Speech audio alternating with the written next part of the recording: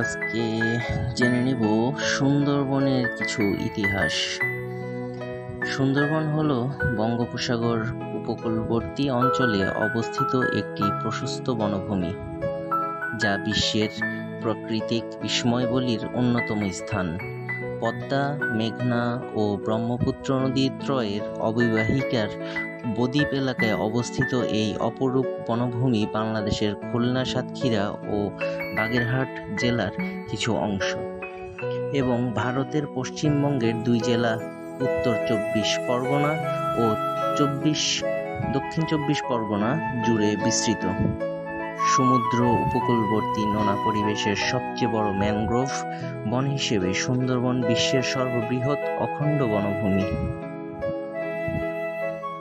10,000 বর্গ কিলোমিটার জুড়ে গড়ে ওঠা সুন্দরবন 6,517 বর্গ কিলোমিটার, 66% রয়েছে বাংলাদেশের ভিতরে এবং বাকি 34% রয়েছে ভারতের মধ্যে। সুন্দরবন 6 ডিসেম্বর 1997 খ্রিস্টাব্দে ইউনেস্কো বিশ্ব ঐতিহ্যবাহী স্থান হিসেবে স্বীকৃতি লাভ করে। সুন্দরবনকে জালের মতো জড়িয়ে রয়েছে সামুদ্রিক স্রোতধারা, কাদাচর এবং ম্যানগ্রোভ বনভূমির লবণাক্ততা সহ ক্ষুদ্রায়ন দ্বীপমালা।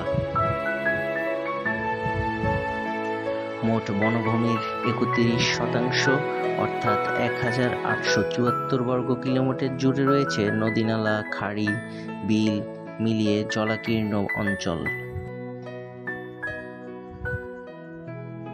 বনভূমিটি সুনামে বিখ্যাত রয়্যাল বেঙ্গল টাইগার ছাড়াও নানান ধরনের পাখি, চিত্রা হরিণ, কুমির ও সাপসহ অসংখ্য প্রজাতির প্রাণীর আবাসস্থল হিসেবে পরিচিত। জরিপ মোতাবেক 106টি বাঘ ও 1 লক্ষাধিক থেকে 1,50,000 চিত্রা হরিণ রয়েছে এই সুন্দরবন এলাকায়।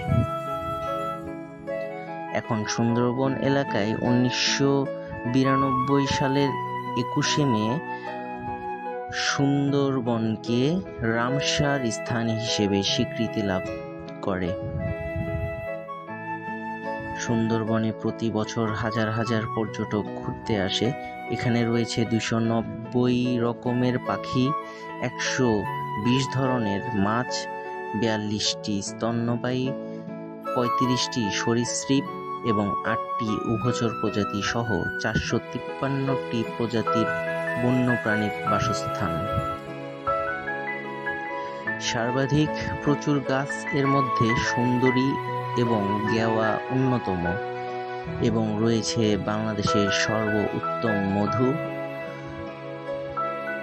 যে মধু বাংলাদেশের সকল মানুষের পছন্দনীয়। মৌচাক থেকে মধু সংগ্রহ করে সারা দেশের মানুষের মধু পাওয়ার চাহিদা পূর্ণতা পায়।